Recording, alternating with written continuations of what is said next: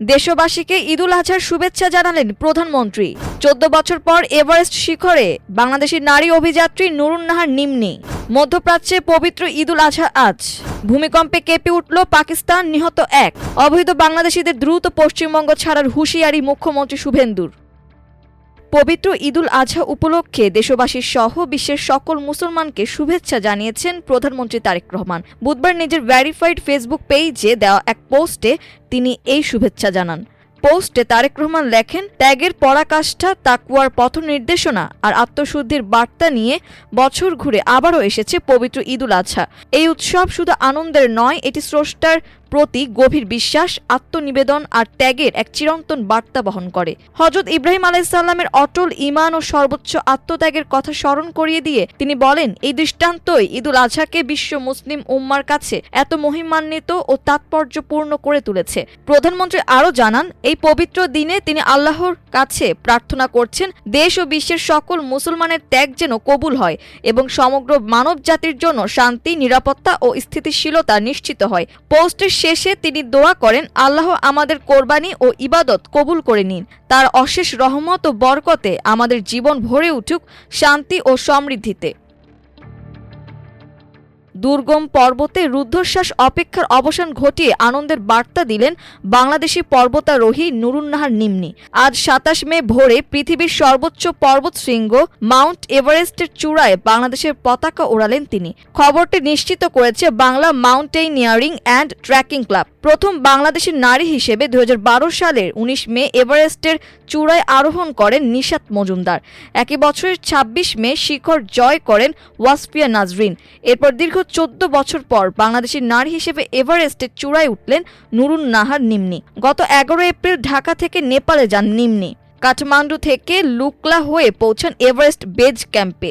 এরপর ধাপে ধাপে অতি উচ্চতার পরিবেশের সঙ্গে নিজেকে মানিয়ে নেন। সাধারণত মে মাসের 15 থেকে 30 তারিখের মধ্যেই এভারেস্ট সামিটের উপযুক্ত সময় ধরা হয়। 17 মে চূড়ান্ত আরোহণের জন্য বেজ ক্যাম্প ছাড়েন তিনি। ধাপে ধাপে 23 মে পৌঁছান ক্যাম্প 4-এ। সেদিন শিখরের উদ্দেশ্যে যাত্রা করেও প্রতিকূল আবহাওয়ার কারণে নিচে নেমে আসতে হয় তাকে। এরপর অনুকূল আবহাওয়ার অপেক্ষায় কয়েকদিন ক্যাম্প 2-এ অবস্থান নেন নিম্নি। 25 মে আবহাওয়ার পূর্বাভাস অনুকূলে এলে আবার যাত্রা শুরু করেন। গতকাল পৌঁছান ক্যাম্প 4-এ। সেখান থেকেই সন্ধ্যায় চূড়ান্ত আরোহণ শুরু করে আজ নেপাল সময় সকাল 5টা 24 মিনিটে এভারেস্টের শিখরে ওঠেন তিনি। নেপালের 8K এক্সপেডিশনের এক শেরপা তার সঙ্গে রয়েছেন। সৌদি আরব সহ মধ্যপ্রাচ্যে আজ বুধবার ধর্মীয় ভাব গাম্ভীর্য ও উৎসবমুখর পরিবেশে উদযাপিত হচ্ছে পবিত্র ঈদুল আজহা। ঈদের নামাজ, পশু কুরবানি এবং হজের আনুষ্ঠানিকতার মধ্য দিয়ে মুসলিম বিশ্বের অন্যতম বড় এই ধর্মীয় উৎসব পালন করছেন ধর্মপ্রাণ মুসলমানরা। পবিত্র হজের সবচেয়ে গুরুত্বপূর্ণ আনুষ্ঠানিকতা উকুফে আরাফা সম্পন্ন হওয়ার পরই মধ্যপ্রাচ্যে ঈদুল আজহার আনুষ্ঠানিকতা শুরু হয়েছে।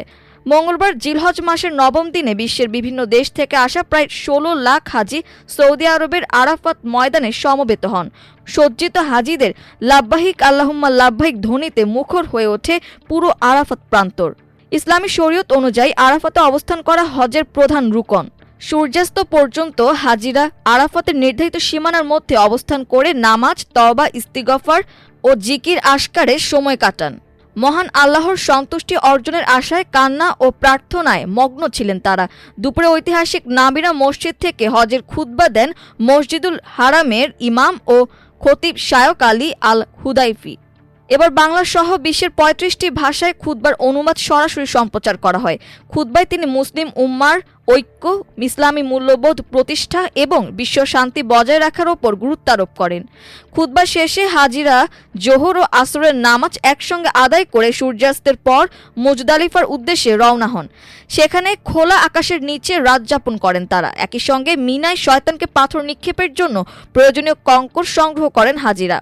আজ 10 জিলহজ সকালে মিনার জামারায় বড় শয়তানকে পাথর নিক্ষেপের মধ্য দিয়ে ঈদুল আজহার মূল আনুষ্ঠানিকতা শুরু হবে। পরে আল্লাহর সন্তুষ্টি লাভের আশায় পশু কুরবানি করবেন হাজিরা। কুরবানি শেষে মাথা মুন্ডন বা চুল ছেটে ইহরাম ত্যাগ করবেন তারা। এরপর কাবা শরীফ তাওয়াফের মধ্য দিয়ে হজের পরবর্তী আনুষ্ঠানিকতা সম্পন্ন করবেন। পাকিস্তানের পাঞ্জাব প্রদেশ ও ইসলামাবাদ জুড়ে 4.8 মাত্রার একটি ভূমিকম্প অনুভূত হয়েছে। এতে অন্তত একজন নিহত ও আহত হয়েছেন আরও 11 জন। মঙ্গলবার সন্ধ্যায় ভূমিকম্পটি অনুভূত হয়। ভূমিকম্পে জেলাম জেলার জালালপুর শরীফ এলাকায় একটি বাড়ি ধসে 13 বছর বয়সী এক কিশোরের মৃত্যু হয়েছে।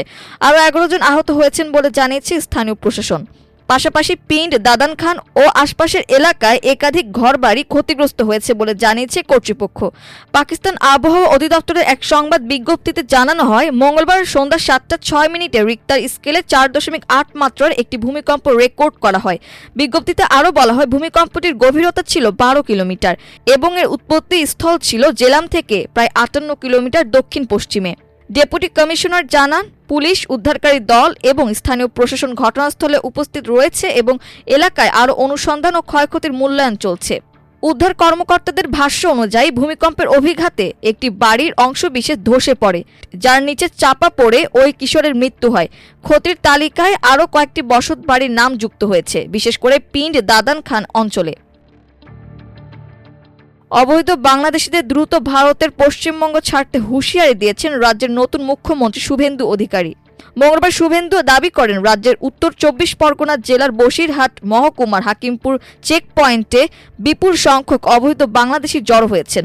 মুখ্যমন্ত্রীর ভাষ্য অনুযায়ী চেক পয়েন্টে জড়ো হওয়া লোকরা সবাই অবৈধ বাংলাদেশি। তাদের উদ্দেশ্যে তিনি হিন্দিতে বলেন, জলদি জলদি ভাগো নেহি তো জো করনা হ্যায় সরকার করেগা, অর্থাৎ তাড়াতাড়ি চলে যাও, অন্যথায় সরকার যা করার তাই করবে। তিনি সংশ্লিষ্ট কর্তৃপক্ষকে তাদের দ্রুত বাংলাদেশে প্রত্যাবাসনের ব্যবস্থা করার আহ্বান জানিয়েছেন। বাংলাদেশে অনুপ্রবেশকারীদের উদ্দেশ্য করে তিনি বলেন, তাদের জেলে বসিয়ে খাওয়াতে চাই না বা তাদের পেছনে জনগণের টাকা নষ্ট করতে চাই না। তারা ভারতীয়দের, বিশেষ করে পশ্চিমবঙ্গের মানুষের ক্ষতি করছে। আইন আগে থেকেই ছিল, কিন্তু ভোট ব্যাংকের রাজনীতির কারণে কিছু মানুষ তা ব্যবহার করেনি। আমরা ভোট ব্যাংকের ঊর্ধ্বে উঠে দেশ ও রাজ্যের স্বার্থে এই আইন কার্যকর করব। এদিন নদিয়া, হুগলি ও উত্তর 24 পরগনা জেলার কর্মকর্তাদের নিয়ে কল্যাণীতে একটি প্রশাসনিক বৈঠক শেষে সাংবাদিকদের সঙ্গে আলাপকালে শুভেন্দু বলেন, সীমান্ত পয়েন্টে জড়ো হওয়া ওই ব্যক্তিরা বাংলাদেশে ফিরে যেতে ইচ্ছুক। কল্যাণীতে প্রশাসনিক সভায় যোগ দিয়ে শুভেন্দু বলেন, হাকিমপুরের ব্যাপারটা আমি টিভিতে দেখলাম।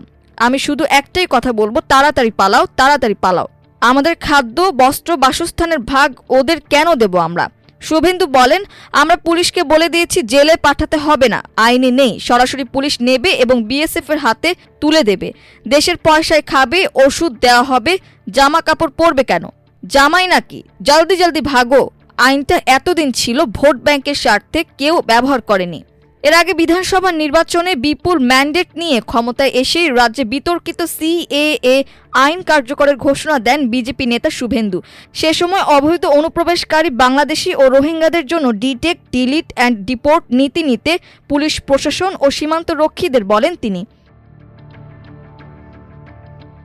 মাল্টিমিডিয়া ডেস্ক, আমার দেশ।